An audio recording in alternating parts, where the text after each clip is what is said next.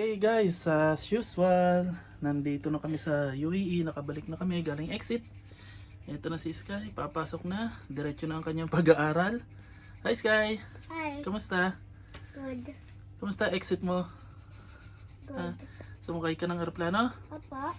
Ah. Ito na rin si Mrs. Nandito na siya. Galing sa exit. Kamusta exit nyo? Okay naman. Mahirap?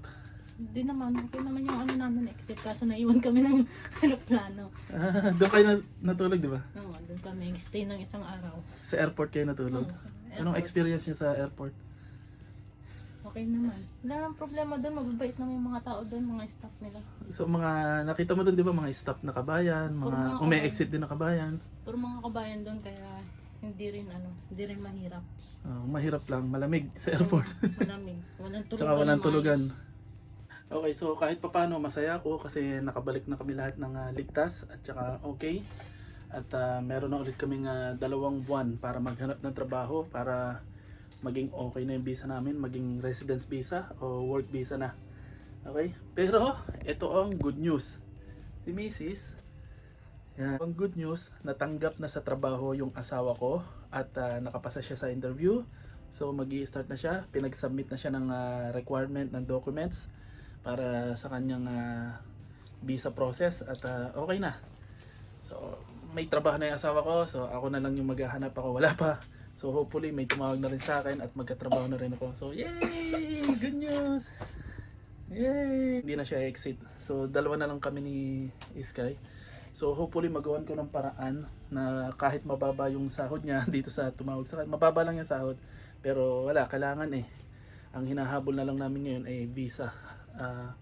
Ang tawag natin doon, sagip visa na lang. So sagip visa na lang yung habol namin. So hopefully may makita kami na pwede mag-asikaso kagaya ng dati na kahit mababa yung sahod niya may sponsoran si Sky. Kasi dito may requirement para ma-sponsoran mo yung anak mo o pamilya. May requirement na sahod. So hindi pasok sa requirement yung sahod ni Mrs. Hopefully makakita na ako ng trabaho, pwede namin pag-combine yung salary namin. Or makahanap ako ng trabaho na pasok sa requirement ng government para ma-sponsoran yung aking anak at saka yung aking asawa. Hindi na kasi may trabaho na siya. So para ma-sponsoran si Sky. Okay? So yun ang good news. May bad news, may good news. So yun. Ganun lang ang buhay dito. So kailangan tanggapin mo kahit mababa ang sahod. At okay naman yung company nagpapasahod or magiging okay naman yung company. Kesa sa umexit ka ng umexit para sa renewal ng visa. So sobrang gastos, sobrang stress emotionally. So at least ngayon may good news na at medyo okay na. So ako na lang yung susunod na dapat makahanap ng trabaho. Okay? So ihahatid lang namin si Sky sa school. Then punta kami sa isang mall. Titingin-tingin kami baka may makita akong hiring. Okay? Si Sky. Hi Sky. Say hello. Hi. Yan, nakaranas na naman si Sky ng exit. Okay? So yun. So paano? Baba muna kami. Hatid namin si Sky sa school. Okay, papasok na naman sa school ang hari ng Angel High Montessori. Si Mr. Skyler. Tara na. Dami tayo. Okay, hatid lang natin si Sky sa kanyang school. And then, hanap tayo ng trabaho dito sa isang mall. Si Mama ay walang exercise. Si Mama ay nanonood ng drama. Kumakain ng burger. Wala pa rin ang exercise. Kain. So napakaganda ng araw ngayon at napunutan din ako ng tinik kasi may trabaho na si Mrs. Yan, napawasan yung gastusin o yung gagastusin. And sure hindi na siya exit at ang iintindihan na lang namin ay si Sky. So ako hopefully makahanap ng trabaho. Yan, medyo maganda ang ngayon araw. Laging drama si Mama. Kasi lagi siyang nanonood Nang? ng drama. Bye Sky. Hey, Papa. Love you. Love you.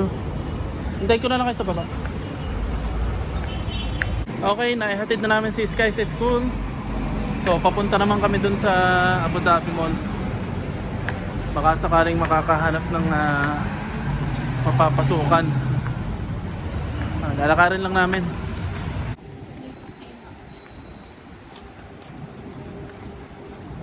Okay guys, nandito na kami sa Abu Dhabi Mall. So magtitingin-tingin ako dito. Baka meron.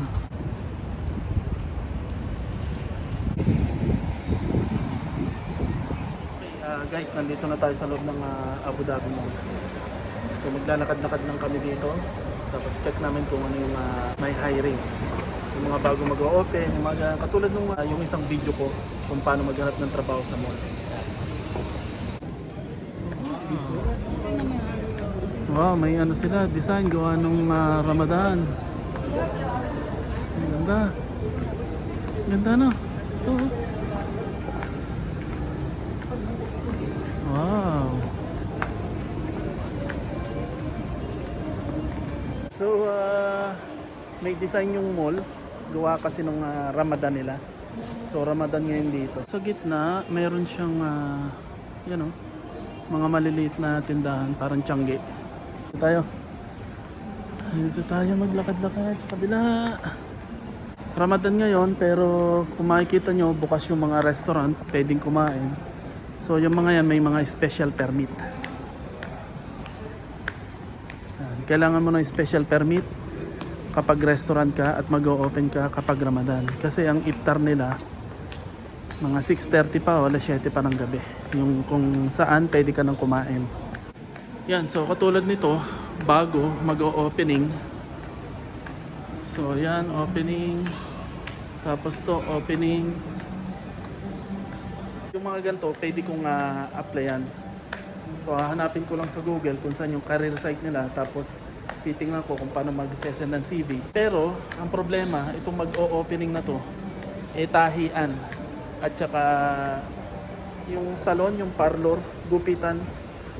Kaya hindi ako pwede dyan kasi hindi naman ako barbero tsaka hindi ako marunong magtahi.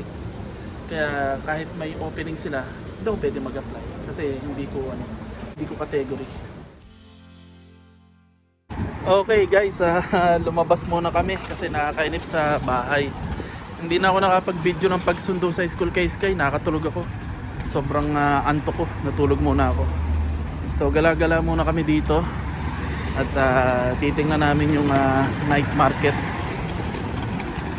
Baka makakachamba na walang pila. Nandito kami sa night market. Nakachamba kami ng kokonti pa yung tao. Sa wakas walang pila. So umorder na kami. Paa at saka isaw dito. Sarado pa yung Mabsi. Yun yung sikat dito eh. Tayin lang natin yung order. Wow! Ito na yung order namin ni Sky.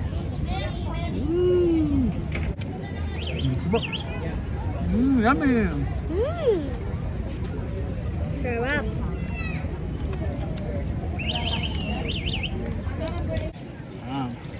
Yan, oh.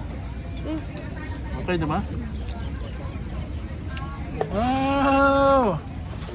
Nasira yung POS nila. Wow! Ang tagal ko. Wow. Agad? Sarap? Okay guys, tapos na kaming kumain ng isaw-isaw kasi matagal nang nagke-crave si Mrs. doon. Lynn, craving satisfied? Satisfied. Craving satisfied. Sarap. Craving satisfied na siya. And then tambay muna kami, then uwi na kami. Inabot na kami ng gabi.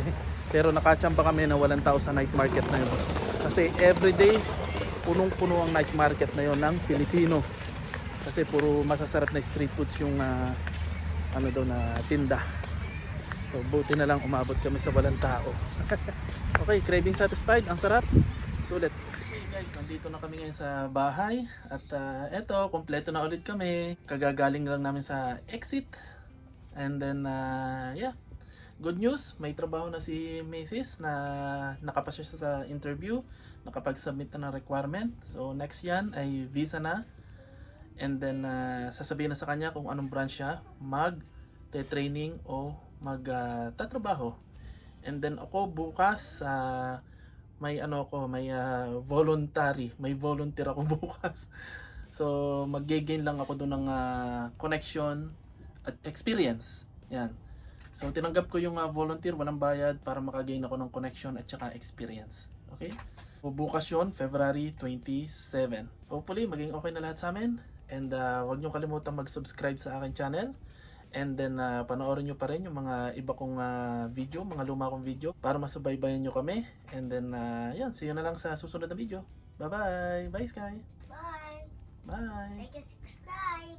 Yeah!